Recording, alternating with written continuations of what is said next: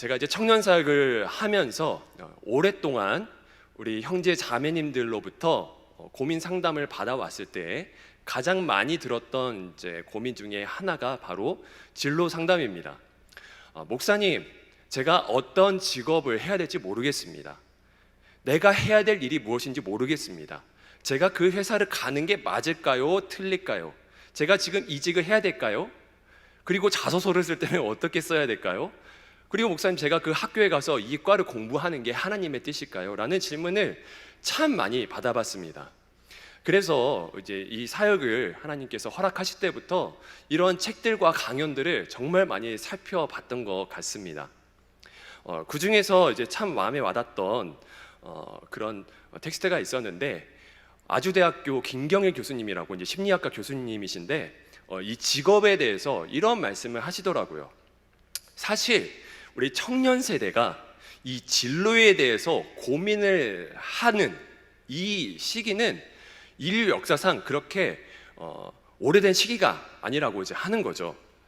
예전에는 그냥 가정의 기업에 의해서 부모님이 그 농사 지었으니까, 아니면은 뭐 이렇게 업으로 이제 나가시니까 그냥 그 가업을 이어받아서 그 일을 했습니다.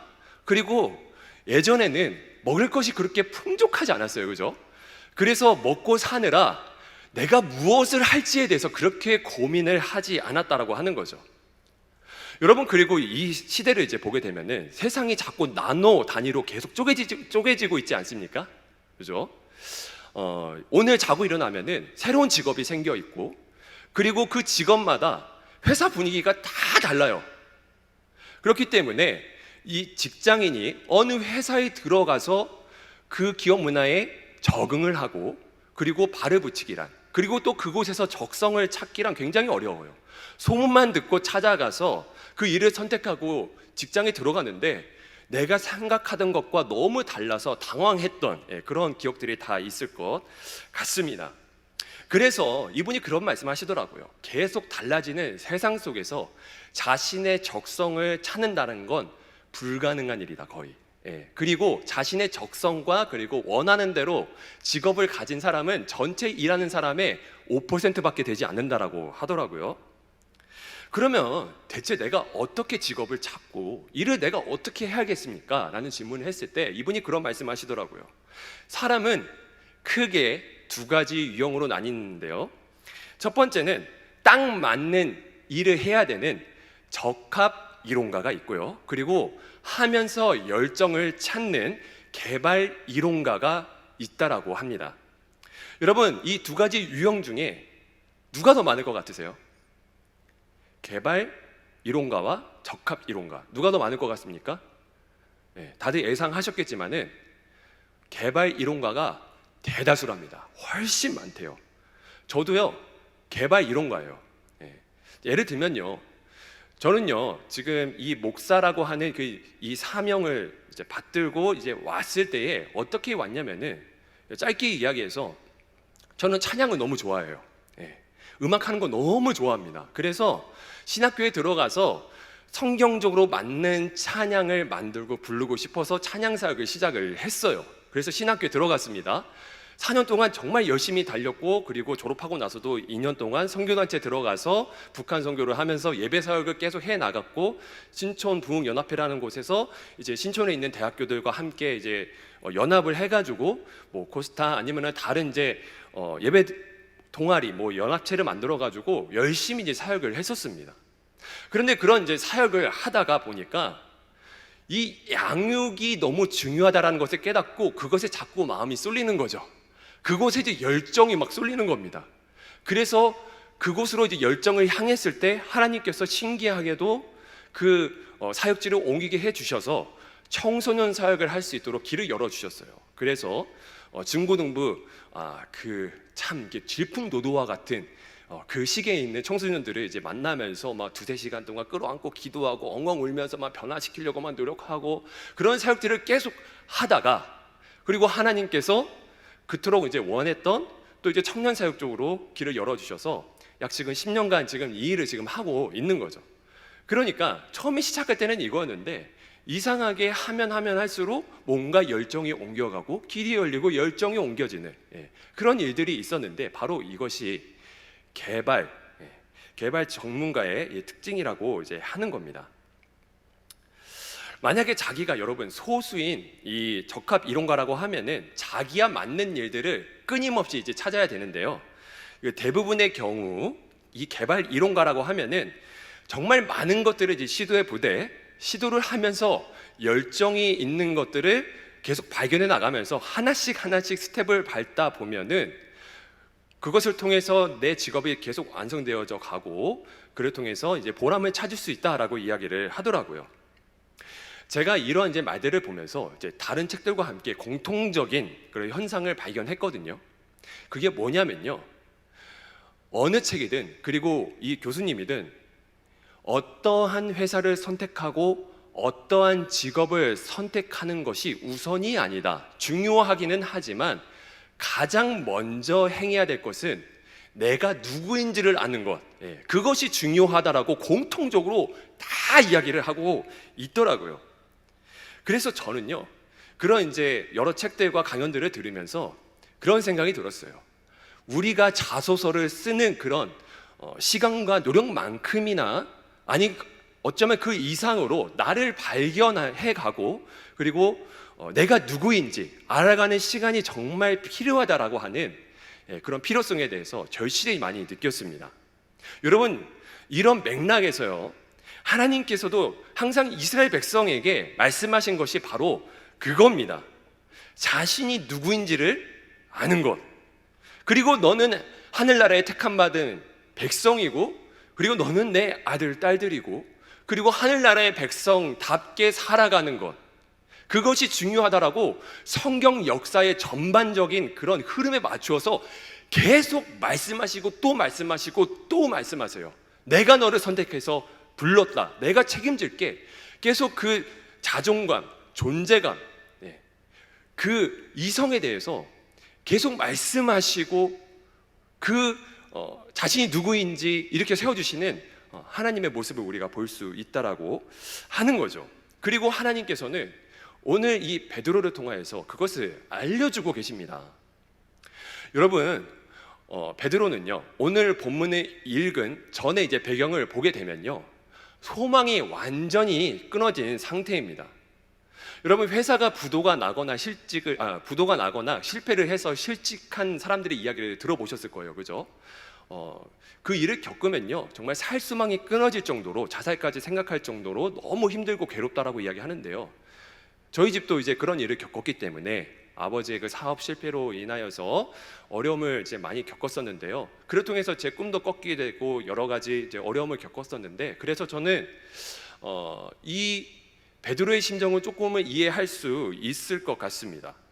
사실 그러니까 베드로의 입장에서는요, 자신의 가족들과 그리고 자신의 가업을 다 내려놓고 왔거든요. 자신이 책임져야 될 처자식을 놔두고 왔어요. 그 사람들은 어떻게 먹고 살아요? 그럼에도 불구하고 예수님을 따라왔다니까요. 그러니까 이 베드로의 입장에서는 예수님을 따라다닌 그 3년간의 시간에 사실 보상을 받아야 돼요. 세상의 기준에서도 그렇고요. 그리고 또 베드로의 입장에서도 그래요. 3년 동안 쫓아다녔으니까 그만큼의 이득이 있어야 자신의 처자식이 풍요롭게 살 수 있거든요. 예수님을 쫓아다니고 나서 마침내 예수님께서 예루살렘에 입성을 하셨을 때 베드로의 마음은 이제 너무나 희망으로 가득 찼을 거예요. 왜? 사람들이 예수님이 나그리를 타고 막 입장하는데 호산나 다윗의 자손이야 라고 하면서 왕이 오셨다, 왕이 오셨다, 와 라고 하면서 종려나무 가지를 막 앞에다가 막 깔면서, 자기 옷 막 깔면서 거의 왕의 대간지처럼 예수님을 모셨거든요. 그때 베드로와 제자들의 마음 가운데 뭐가 있었을까요? 무슨 생각이 들었을까요? 이제 됐다, 이제 소망이 생겼다, 이제 보람이 있겠구나, 그런 생각이 들었겠죠. 그래서 이제 예수님의 곁에서 누가 한 자리 하느냐, 이것이 그들의 관심사였고, 심지어 선창식에도 이제 불구하고 선창식을 마치고 나서 그들은 누가 더 예수님의 더 존귀한 사람으로 남을 것이냐, 누가 예수님의 옆에 설 것이냐라는 것을 두고서 심하게 싸웠었죠. 예. 이제 그런 삶이었는데, 그런 이제 예수님께서 예수님이 그런 이제 베드로의 소망이었는데, 제자들의 소망이었는데, 그런데 예수님께서 아무런 저항 없이 끌려가셨어요. 그래서 베드로가 어떻게 한 줄 아시죠? 그렇게 저항 없이 끌려갈 뻔한 예수님을 딱 보고서 순간 그 혈기에 못 이겨서 그 모든 소망이 끊겨질 위기에 처하니까 성전 지기의 귀를 잘라버리잖아요, 칼로. 그죠? 예. 그렇게 해서라도 자신의 소망이 흩어지는 것을 막고 싶었던 것이 베드로입니다. 그런데 예수님께서 아무런 힘도 없이 십자가에 못 박혀 죽으셨고요. 심지어 베드로는 그토록 따라다녔던 예수님을 3번이나 부인을 했습니다. 그러니까 이 베드로의 삶에는 이제 모든 소망이 그냥 완전히 끊긴 상태예요. 베드로의 인생이 부도가 난 거죠. 그래서 베드로가 어디로 갑니까? 자신이 살 수 있는, 자신이 그토록 많이 해왔던 익숙한 자리로 찾아가죠. 어디? 갈릴리 바다, 어부의 자리로 다시 내려가는 거죠. 여러분, 우리가 이 베드로의 모습을 보면서 깨닫는 사실이 바로 이겁니다. 3년간의 예수님과의 동행이 있었지만 그럼에도 불구하고 예수님을 떠날 수도 있구나 라는 사실을 우리가 깨달을 수 있고요.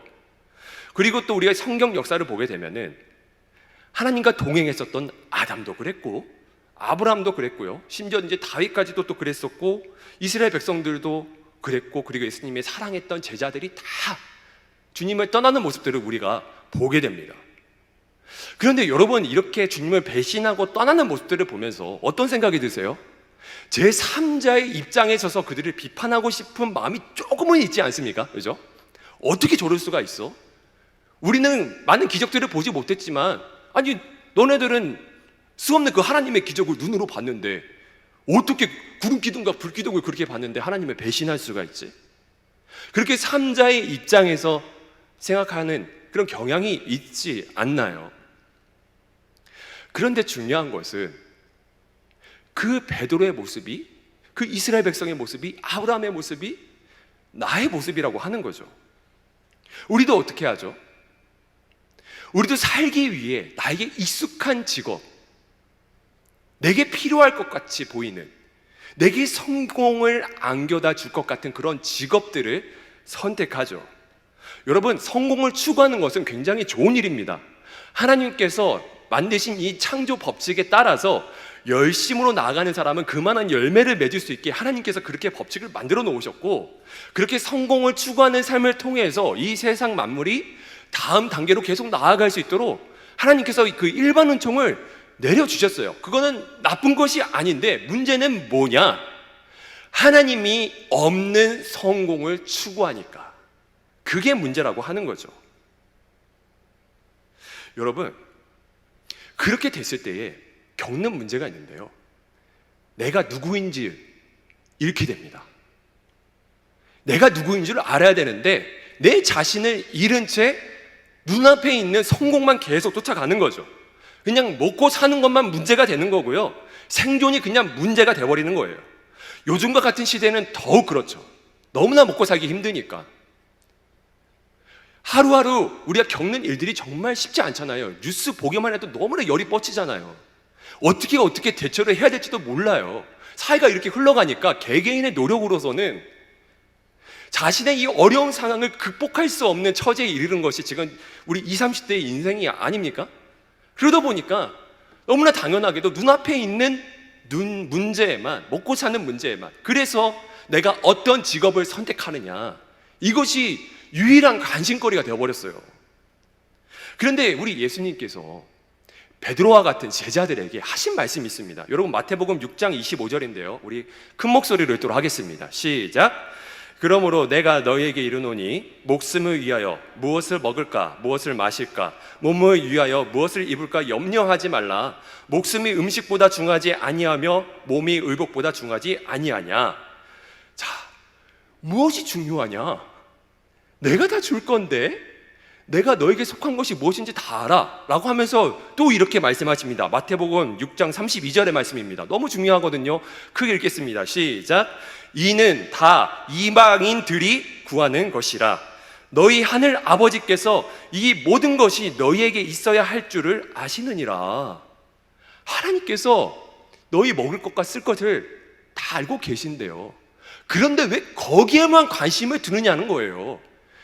예수님이 오셨기 때문에 이미 하나님의 나라가 너희에게 임했는데, 내가 너희의 쓸 것을 알고 알아서 채워줄 건데 왜 그것들을 구하냐라고 하는 겁니다. 그러면서 그런 사람들을 향해서 예수님께서 말씀하시죠. 그 사람의 정체성에 대해서 뭐라고 말씀하시죠? 그런 사람들은 이방인이다. 이방인이 뭡니까? 하나님의 말씀대로 살지 않는 사람들, 구원받지 못한 사람들. 그런데 하나님을 알고 있다고 하는 그 사람들이 너무 자신의 필요에만 집중되어 있는 거죠. 하나님께서 주신 그 나라에 신경을 쓰는 것이 아니라 자신의 필요에만 너무 신경을 쓰고 있는 겁니다. 베드로와 우리는 이 말씀을 들었기 때문에 알고 있어요. 베드로와 우리는 그렇게 살아서는 안 됩니다. 하나님의 기준에 맞춰서 살아야 돼요. 그리고 더 중요한 사실이 있어요. 베드로는요, 이 시기에 예수님께서 부활했다는 소식을 알고 있었어요. 부활하셨다는 소식을 알고 있었다니까요. 여인들이 가가지고 베드로한테 그랬어요. 예수님께서 부활하셨다고. 그런데 어떤 반응을 보인지 아세요? 믿지 않았어요. 그리고 그 소식을 들었음에도 예수님을 찾지 않았다는 것은 무엇을 의미하죠? 예수님으로부터 모든 기대가 끊어진 거예요. 예수님이 아무런 저항 없이, 아무런 능력 없어 보이는 그 십자가에 올라가서 허무하게 죽으셨잖아요. 그런 생각도 있었을 것 같아요. 저 같으면 예수님이 부활한데 뭔 일이 일어날까? 그죠? 예수님께서 살아나셨는데 뭐 어쩌라고, 뭐 똑같을 텐데, 그런 생각이 있었을 수도 있습니다. 저 같으면 그랬을 것 같아요. 어쨌든 베드로는 찾지 않았어요. 예수님을 찾지 않았다고요. 부활했음에도 불구하고. 그렇게 예수님을 존경하고 사랑한다라고 하는 제자들이 예수님을 스스로 찾아가지 않자 예수님께서 어떻게 하시죠? 찾아가시는 겁니다. 여러분, 그래서 베드로가 이 모든 소망이 끊겼을 때 어부의 자리로 내려가는 겁니다. 그래서 오늘 설교의 제목이죠. 베드로는 어부일 때 자신의 사명을 잊습니다. 잊으려고 노력하고요, 애써 무시하고요, 그렇게 살아가요. 그냥 그게 우리의 모습이라고 하는 거죠. 우리도 그렇죠. 예수님이 나에게 무슨 일을 할 수 있겠어?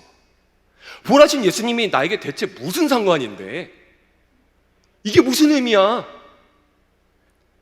내가 먹고 사는데 예수님이 무슨 도움이 되냐는 거죠. 이러한 우리들을 향해서 예수님께서 말씀하십니다. 이방인과 같이 살지 말라고. 찾지 않자 예수님께서 찾아가십니다. 그리고 그 정체성을 다시 한번 일깨워 주시죠. 한 친구가 찾아왔습니다. 저에게 찾아와서 앞으로 뭘 해야 될지 모르겠대요. 병원에서 일하고 있던 친구였어요. 좋은 병원에서 일했는데, 그런데 자신의 직업에 이제 만족하고 있지 않았어요. 수많은 의사들이 있는데 굳이 내가 여기에 있어야 합니까? 라고 이야기를 하는 거예요. 그래서 이제 물어봤어요. 그럼 무엇을 하고 싶은데? 라고 하니까 사역자가 되고 싶대요. 목사가 되고 싶대요. 자기는 수많은 사람들 중에 한 명이 되고 싶지 않대요. 그래서 그 생각이 들었죠. 그럼 나는? 목사 진짜 많은데 나는 이 자리에 있으면 안 되는 건가? 그런 생각이 막 들었는데, 그러니까 이 분의 취지는 뭐냐?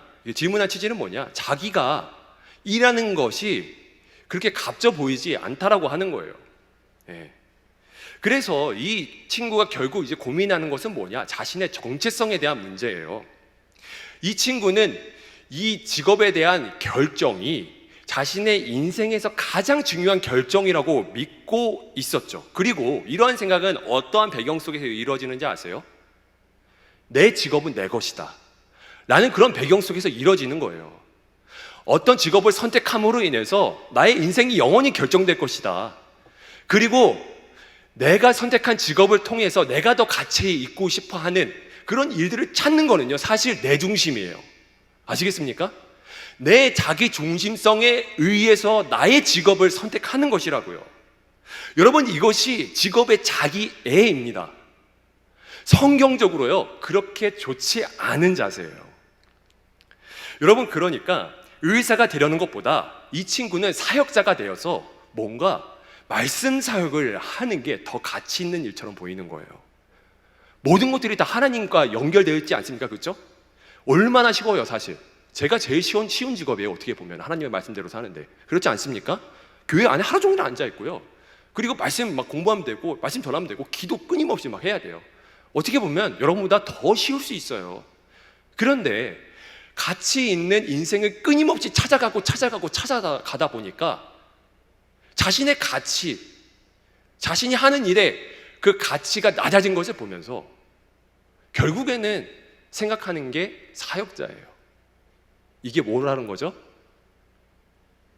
자신의 내면, 자신의 가치에 초점이 맞추어져 있는 우리 젊은 인생을 이 친구를 통해서 우리가 함께 볼 수 있는 거죠.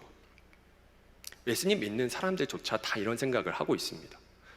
내가 더 좋은 직업을 갖게 되면 내가 더 가치 있는 일을 하겠지, 내가 더 좋은 사람이 될 수 있겠지, 나는 더 나은 존재로 갈 수 있겠지, 내 신앙이 더 잘할 수 있게 되지 않을까? 그래서 더 좋은 환경의 회사를 찾고, 그리고서 믿는 사람들이 더 많은 회사를 찾고, 뭐 중요하기는 합니다만, 그런데 자기애는 숨겨놓은 채, 그죠? 예. 내가 성공하고 싶은 그 열망, 그것을 꽁꽁 감춰놓은 채 포장을 하죠. 이것이 문제입니다, 여러분. 베드로는 그것을 추구를 했기 때문에 나중에 좌절과 절망을 겪는 거예요. 예수님 자체가 우상이 된 거죠, 그렇죠? 예수님을 섬기고 그분을 따라가는 그런 삶이 아니라 예수님을 오해해서 우상으로 만들어버리고 형상으로 만들어버리죠. 여러분, 이게 바로 세상의 내러티브입니다. 세상의 내러티브. 너가 더 가치 있는 직업을 가지고 가야 너가 더 나은 존재가 될 수 있다라고 하는 거예요. 그리고 예수님께서 어떻게 하시죠? 이 세상의 내러티브를 깨버리시죠. 여러분, 그래서 이 유명한 베드로의 고백 아시죠? 주께서 주를 사랑하시는지 내가 주께서 아시나이다. 내가 주를 사랑하는지 주께서 아시나이다 라는 고백을 하는데, 그 이후에 예수님께서 먼저 말씀하셨던 내용을 볼게요. 여러분, 요한복음 21장 15절의 말씀에 예수님께서 질문을 던지신 다음에 이런 말씀을 하시죠. 이르시되 내 어린 양을 먹이라. 내 어린 양. 자, 그리고 16절도 한번 보세요. 이르시되 내 양을 치라. 그리고 17절도 딱 보세요. 예수께서 이르시되 내 양을 먹이라. 내 양을 먹이라, 치라, 먹이라. 3번이나 이제 반복을 하시죠. 왜 3번이나 말씀을 하셨을까요? 중요하기 때문이죠, 그죠? 여러분, 그런데 사실 생각해보면은 베드로가 먼저 양이었어요. 예수님의 양이었더라고요. 예수님께서 목자가 되어주셔서 양을 키우듯이 그 베드로를 키워주셨어요. 말씀을 먹이시고 제자로 길러내셨더라고요. 그런데 이제 예수님께서 베드로에게 이제 어떻게 이야기하시느냐? 이제 너가 내 양을 치라, 너의 양을 치라, 너의 양을 먹이라 라고 이야기를 하고 계세요. 그러니까 이 말은 뭐냐? 내가 너에게 말씀을 먹였듯이 다른 이들에게 찾아가서 너가 말씀을 먹여야 돼, 그 양을 쳐야 돼 라고 이야기를 하고 있는 거죠. 이 말씀이 무슨 말이냐? 너의 삶은 너의 것이 아니라는 거예요. 너의 사명은 너의 것이 아니라는 겁니다. 여러분, 근데 양의 특징이 뭡니까? 잘 아실 겁니다. 정말 많은 설교를 들었기 때문에 앞을 잘 못 봐요. 그래서 앞에 있는 양의 똥구멍만 쳐다보면서 막 따라가야 돼요. 그리고 가장 앞에 있는 양은 이제 목자만 보면서 이제 막 따라가야 되는 거예요. 그러니까 양은 목자가 없으면은 목초지에 가지 못해요. 먹고 살기 힘들다라고 하는 겁니다. 그리고 또 그 양을 인도하기 위해서 목자는 양의 특징을 다 외웁니다. 정말 다 똑같이 생겨 보이는데, 그런데 그 양의 특징을 다 알고 맞춤형 서비스를 하는 게 목자예요. 예수님께서는 앞을 제대로 못 보고 자신의 길을 걷지 못하는 제자들과 사람들을 계속 치시면서 인도해 주셨죠. 그리고 이제 베드로가 그 목자가 되어서 그 많은 사람들에게, 자신의 양들에게 말씀을 먹이는 삶으로 들어가라고 하는 겁니다. 복음을 전하고 그들을 양육하게 해서 예수님의 제자가 되게 하라고 하는 거죠. 이것이 베드로의 사명이라고 하는 것이고, 이것이 바로 우리의 사명이라고 하는 겁니다. 여러분, 베드로는 어부일 때 자신의 사명을 분명히 잊었어요. 그런데 예수님께서 나타나셔서 내 양을 먹이라 라고 말씀하셨을 때 이 베드로는 자신의 사명을 찾습니다. 여러분, 우리의 이 직업의 선택의 기준이 이겁니다. 양을 먹일 수 있는 곳으로 가는 것이죠. 복음을 전할 수 있는 곳으로 가는 거죠. 여러분, 그래서 우리는 한 곳에 있을 수 없어요. 옮겨 다닐 수밖에 없습니다. 회사를 옮기든 아니면 나의 직업이나 아니면 내 달란트를 계속 개발해가지고 무엇을 하든 복음을 위해서 때로는 무언가를 포기해야 되고, 무언가를 더 공부를 열심히 해가지고 더 이제 창조적인 것들을 만들고 하는 사람들이 우리라고 이제 하는 거죠. 여러분, 우리는 복음을 전하는 그 사명이 잊혀지지 않는 사역지로 가야 되는데요. 자, 사역지라고 말씀드렸습니다. 왜냐하면 우리의 전 삶이요, 선교사의 삶이에요. 전 삶이. 여러분들이 집에 가서 하는 모든 일들, 이 자리에서 하는 모든 일들, 그리고 수련들을 만나는 일들부터 시작해서 친구를 만나는 모든 일들, 심지어 온라인에서 여러분들이 SNS에서 글을 적고 하는 모든 행위들조차 사실 모두가 다 선교적 행동으로 가야 된다고 하는 겁니다. 그래서 우리의 삶은 사역지예요. 그렇기 때문에 우리는요, 내 안에서 나의 직업은 나의 것이 아니다 라는 생각을 항상 가지고 살아야 됩니다. 내 직업은 양을 먹이기 위해서 존재하는 거예요.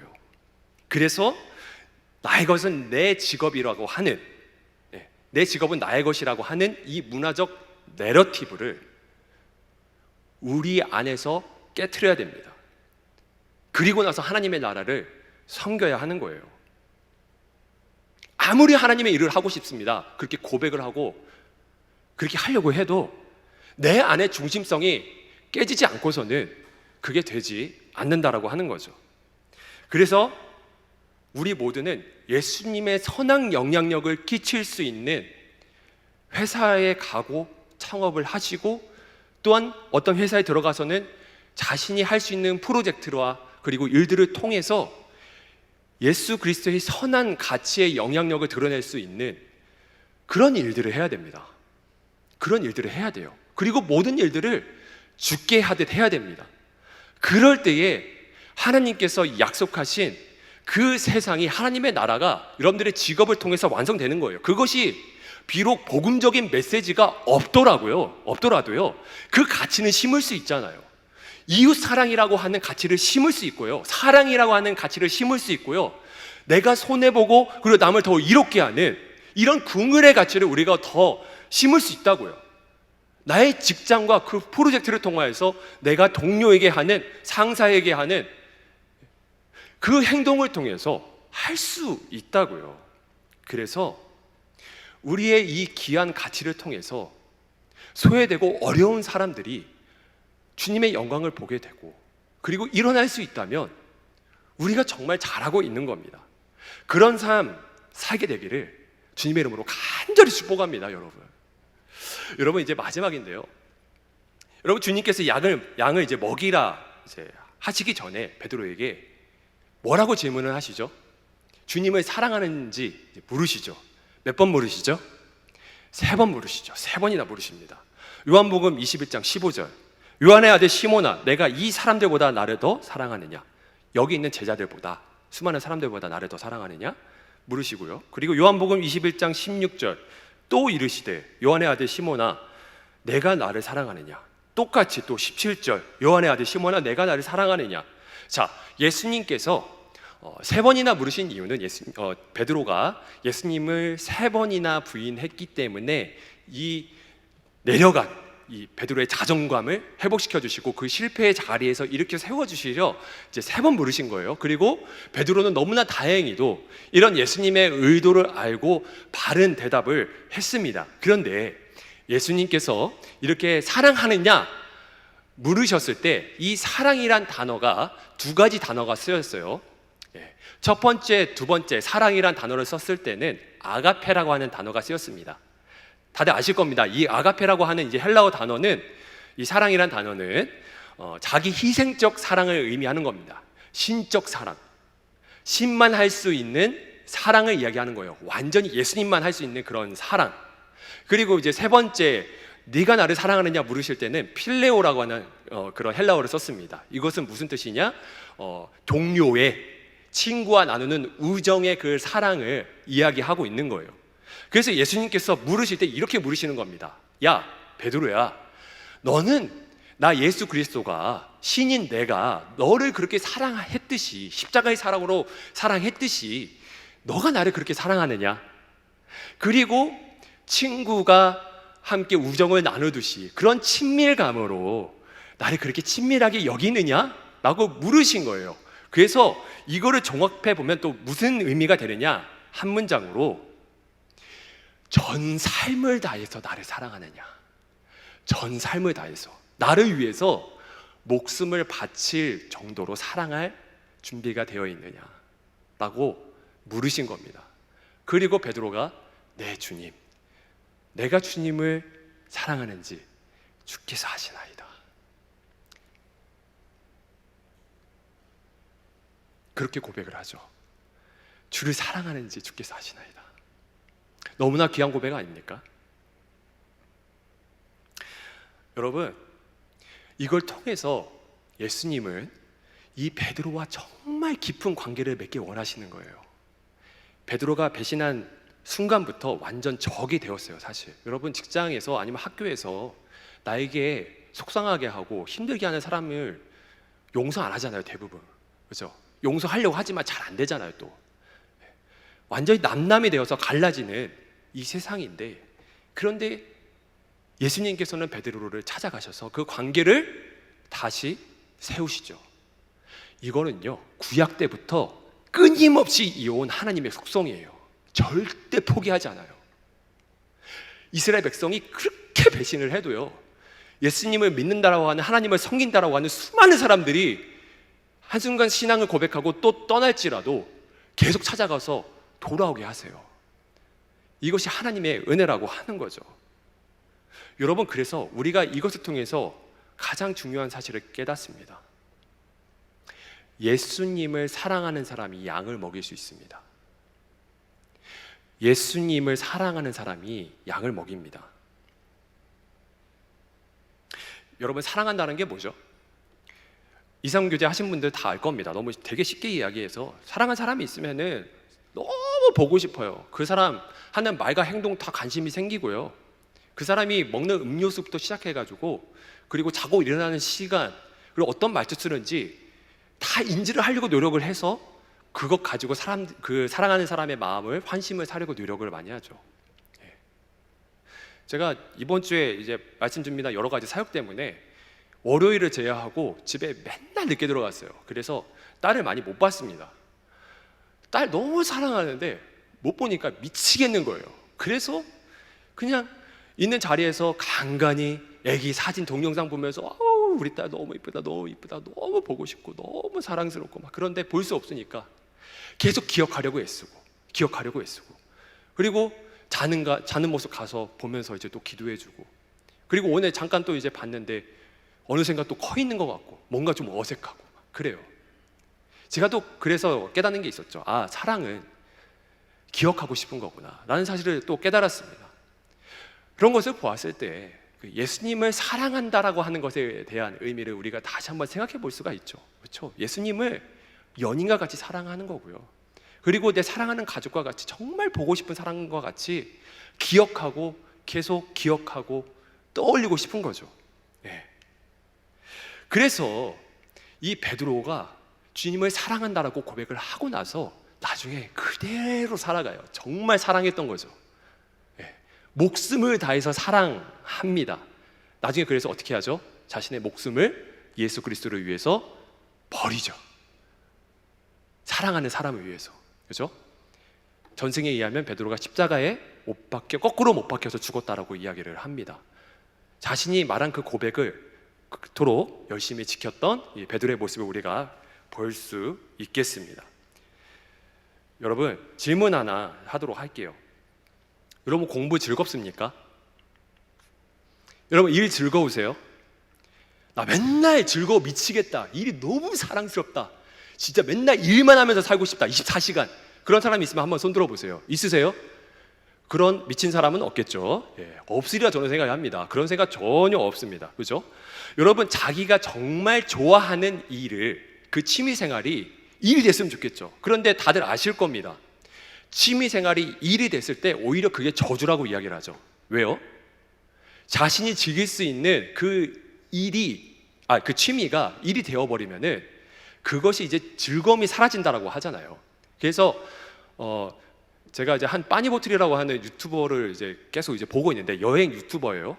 정말 수개국을 돌아다니면서 많은 여행들을 하는 친구인데, 노홍철이랑도 여행을 하고, 그리고 그 뷰가 600만 뷰, 막 500만 뷰, 막 이런 사람이고, 그리고 이 친구가 막 여행 다니면서 수많은 사람들과 이제 교제하면서 다른 여행 유튜버들을 또 이제 세워주기도 하는 그런 일들을 하고 있습니다. 그런데 언젠가 한 영상을 보는데 그런 말을 하는 거예요. 여러분, 이제 여행이 지겹습니다. 여행이 일이 되니까 더 이상 다니기 싫어요. 그래서 계획한 일이 있지만 이제 한국으로 돌아가려 합니다. 너무 힘듭니다. 이제 몇 달간 더 쉬고 이제 뵙도록 하겠습니다 라고 이야기를 하더라고요. 제가 그 말을 보면서 깨닫게 되더라고요. 단순히 내가 좋아하는 일을, 내가 열정으로 삼고 싶은 일을 그냥 하는 게 축복이 아니구나 라는 생각을 하게 됐어요. 여러분, 그래서 스카펙이라고 하는 사람이 이런 말을 했습니다. 인생은 힘들고 힘든 인생을 힘들지 않게 살 수 있는 유일한 방법은 인생이 힘들다는 것을 알고 사는 것이다. 인생이 힘들다는 것을 알고 사는 것이다 라고 이야기를 했어요.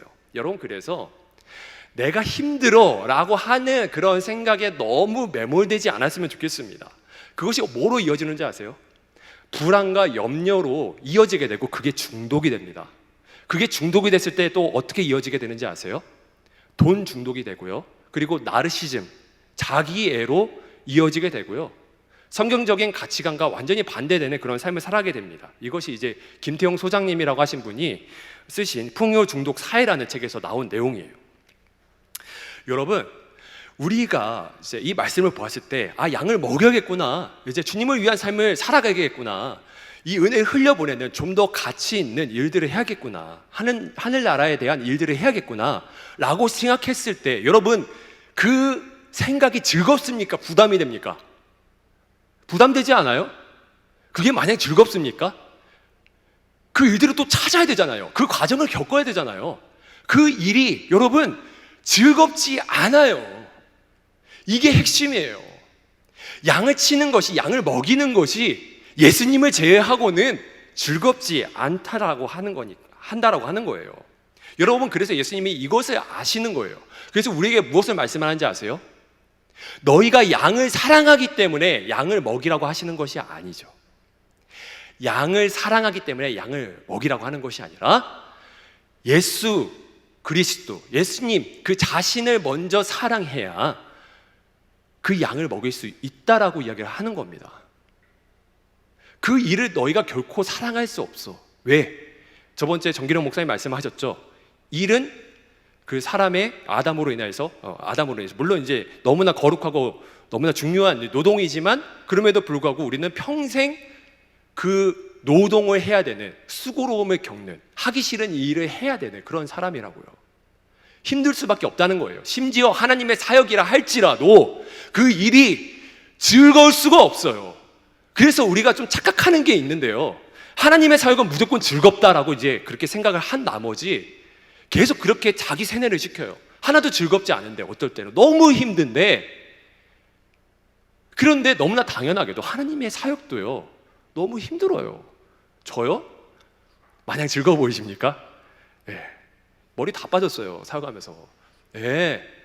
그리고 지금 얼굴 자꾸 피골이 상접했다고 하는데 살도 많이 빠져요. 네. 하나님의 일을 한다라고 하는 사람이 이래요. 마냥 즐겁지 않아요. 그러면 어떻게 해야 되느냐? 아까 말씀드렸다시피 주님을 사랑해야 되는 거예요. 주님과의 인격적인 교제를 계속 나눠야 된다는 거예요. 말씀과 이 기도 생활을 통해서 사랑하는 주님을 보려고 어떻게든 막 노력을 하고 주님의 말씀대로 살아가려고 하고, 그를 통해서 이제 열매가 맺혀지는 것을 보면서 아, 내가 정말 주님을 사랑하는구나 라는 것을, 그 보람을 느끼는 그런 삶을 살아가야 된다고 하는 것이죠. 여러분, 이제 우리가 이 말씀을 들으면서 이런 생각 들 겁니다. 내가 좀 되게 잘못 산 것 같죠, 지금까지. 그죠? 아, 이제 또 돌아가서 내가 어떻게 살아야 되지? 아, 너무 힘들다. 그런데 중요한 것은 베드로가 그렇게 배신할 걸 알면서 예수님께서 제자로 부르셨고, 결국에는 또 찾아가시고, 그리고 오늘 말씀을 읽지 않았지만 바로 전 내용을 보면요, 예수님께서 심지어 손수 모닥불을 막 피시면서 고기를 막 구워주시고 조반을 마련해 놓으세요. 조반을. 그리고 나서 제자들을 부르셔서 다시 한번 그 사명을 이렇게 세워주시죠. 그래서 여러분, 하나님께서도, 우리 주님께서도 우리가 잘못 살고 있다는 것을 알아요. 매번 잘못된 선택으로 이상한 직업을 하고 있고, 그리고 내 만족대로 일을 하고 있다는 사실을 알아요. 그런 사람들이 있기 때문에 우리 주님이 이 세상에 오신 거죠. 그래서 그런 주님께서 그런 삶을 살고 있는 저와 여러분에게 찾아가셔서 다시 한번 오늘의 말씀을 통해서 사명을 불러 일으켜 세워 주시는 겁니다. 여러분, 3년 동안 따라다닌 이 베드로도 예수님을 떠나는데 우리가 어떻게 했습니까? 제자반 1년 하시는 분들 있잖아요. 되게 힘들죠. 막 그 훈련 받고 나면 너무 뿌듯하고 너무 좋으시죠. 그런데 그 다음에 삶 보면 어떻습니까? 자신의 삶이. 또 주님을 떠날 때 많지 않습니까? 순장에 따라 가시는 여러분, 아니면 수십 년 동안 모태신앙이라고 이야기하시는 분들, 그렇지 않습니까? 그런데 예수님께서 우리의 나약함을 아신다니까요. 그래서 먼저 찾아가시는 겁니다. 이것을 믿으셔야 됩니다. 그리고 여러분, 이것을 기대하셨으면 좋겠어요. 이것이 우리의 유일한 소망이고, 수많은 이 세상의 잘못된 문화 내러티브 안에서 잘못된 직업관을 가지고서 늘 헤매 있는 우리의 인생에 대한 유일한 해답이 바로 주님의 찾아오심입니다. 여러분, 믿으십니까? 힘차게 아멘 했으면 좋겠습니다. 여러분, 믿으십니까? 네. 아멘이라고 고백한 여러분들의 이 고백을 주님께서 반드시 들으시고 역사해 주실 줄로 믿습니다. 마무리 짓도록 할게요. 여러분, 또 이제 베드로의 모습에 제가 도전받은 게 있는데요, 요한복음 21장 3절의 말씀에 이런 말씀이 있어요. 다 함께 읽겠습니다. 시작. 시몬 베드로가 나는 물고기 잡으러 가노라 하니 그들이 우리도 함께 가겠다 하고 나가서 배에 올랐으나 그날 밤에 아무것도 잡지 못하였더니. 자, 저는 이 대목을 보고 참 도전 많이 받았거든요. 밤새 물고기를 잡았대요. 밤새. 베드로가 비록 잘못된 곳에 가 있지만 어떻게 하고 있는 거죠? 열심히 살고 있는 거죠. 최선을 다하고 있는 거죠. 그래서 이 자리에 계신 여러분들, 혹시나 하나님께서 원하시는 곳이 아닌 곳에 잘못된 일을 하고 계시더라도 그것이 복음적으로 너무 틀린 삶이 아니면 우리도 깨닫게 되는 거죠. 아, 우리도 열심히 살아야겠구나. 그리고 그런 자리에 또 주님께서 찾아가셔서 역사를 해 주시는구나 라는 사실을 깨달을 수가 있습니다. 이것이 바로 우리가 당장 할 수 있는 성경적인 해답이죠. 지금 일을 열심히 하는 겁니다. MBC 앵커인 이재은 앵커라는 분이 있어요. 그분이 하루를 48시간으로 사는 마법. 정말 열심히 사시는 거죠. 48시간 동안 그렇게 이제 열심으로 쪼개서 막 산다는 이야기인데, 그런데 이분이 그런 이야기를 들었대요. 뭔가 너는 아나운서로서 2% 부족해. 외모도 약간 좀 부족한 것 같고 약간 능력도 부족해 보여 라는 말들을 정말 많이 들었대요. 그래서 이분은 이 아나운서라고 하는 이 앵커라는 직업을 하나님의 사명이라 생각하고 이제 들어갔는데, 그런 말을 들으니까 너무 낙심이 되는 겁니다. 여러분, 회사에서 그런 이야기 많이 듣지 않습니까? 그렇죠? 너무 낙심이 되잖아요. 그런 말을 들으면. 너의 그 학교, 그런 학교 나왔는데 너 전공 이렇게 했는데 너 그따구밖에 못해 하고 말 들으면은 너무 마음이 상실되지 않습니까? 그런데 이분이 단순하게 나 그냥 직업 옮겨야겠다, 회사 옮겨야겠다라는 그런 마음을 품은 게 아니라 이분이 어떻게 하셨느냐, 아까 책 제목처럼 하루를 48시간처럼 살았어요. 그냥 3-4시간만 막 자면서 아침 일찍 일어나서 새벽에 큐티하고 말씀 보고 그리고 자신이 할 수 있는 모든 것에 최선의 역할을 다하면서 그 시간들을 버텼다고 합니다. 지금은 메인 앵커예요. 대단하지 않습니까? 하나님의 말씀을 붙들고서 어떻게든 그 말씀 붙들고 감내하면서 버티니까 결국에는 그 다음 단계로 또 인도해 주시는 하나님의 은혜가 있었다고 하는 겁니다. 우리가 이것을 보면서 다시 한번 깨닫게 되죠. 열심을 다 해야겠구나. 그래서 여러분, 자신이 있는 곳에서 이 열심을 다하여서, 또한 양을 치라고 하시는 예수님의 명령과 그리고 또 나를 사랑하라고 이제 말씀하시는 그 예수님의 명령을 따라 복음적 세계관을 회복하는 여러분이 되었으면 좋겠습니다. 그래서 여러분의 사무실에 그리고 여러분들의 도서관에 그 복음을 항상 초청하시는 여러분이 됐으면 좋겠고요. 그래서 그러한 삶을 사는 여러분들을 통하여서 하나님의 나라가 여러분들의 삶을 통해서 임하게 되기를 주님의 이름으로 축원드립니다. 우리 함께 이 말씀을 가지고서 가진 이 생각들을, 그리고 또 이제 그 은혜들을 가지고 함께 찬양하도록 하겠습니다. 믿음과 삶을 살아내는 실력이 너무나 다른 내 모습을 볼 때에 이 모습도 주가 사랑하실까? 항상 여러분 자신 없지 않습니까? 그렇죠? 왠지 교회 오면 혼나는 것 같고 나는 못 살았으니까 막 부담이 될 때가 있잖아요. 그런데 그런 나를 아시고 찾아오셔서 내가 있기 때문에 너가 힘을 낼 수 있다라고 말씀하십니다. 여러분, 이 찬양 부르시고 주님께서 주신 그 마음 가지고서 소리를 내어서 뜨겁게 기도하는 귀한 시간 됐으면 좋겠습니다. 함께 찬양하도록 하겠습니다.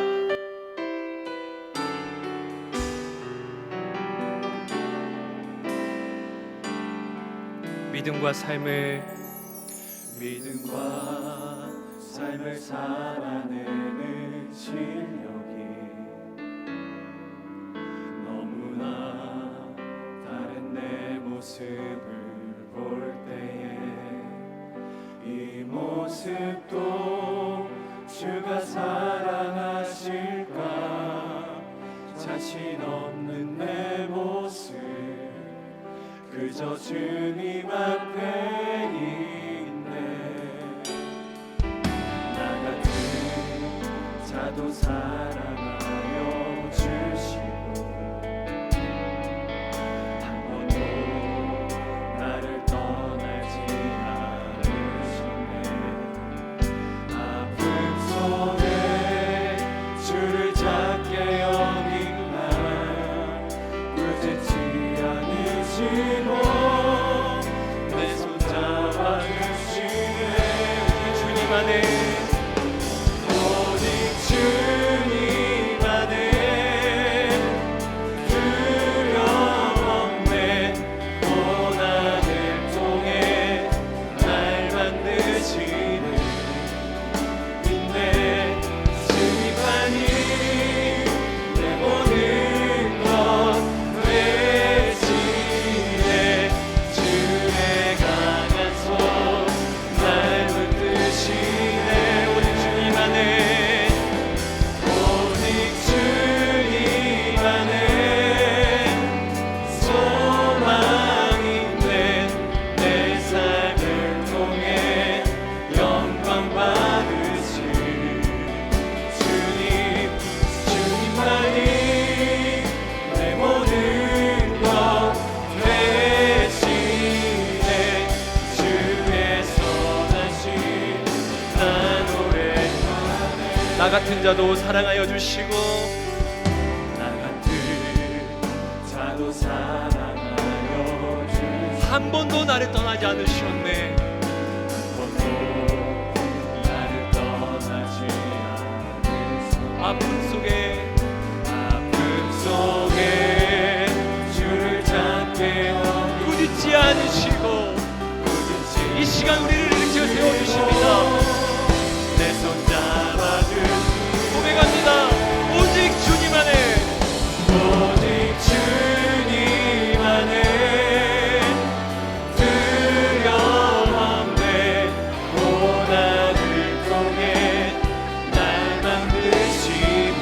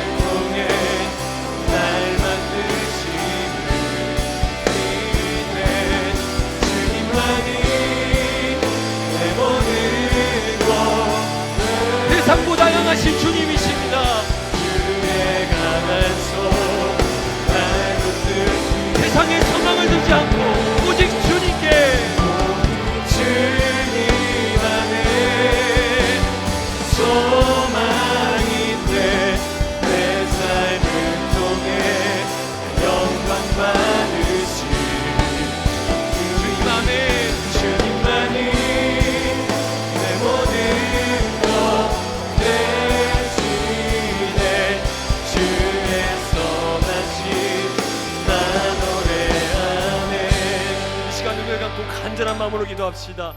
주님, 이 시간 나에게 찾아와 주시옵소서.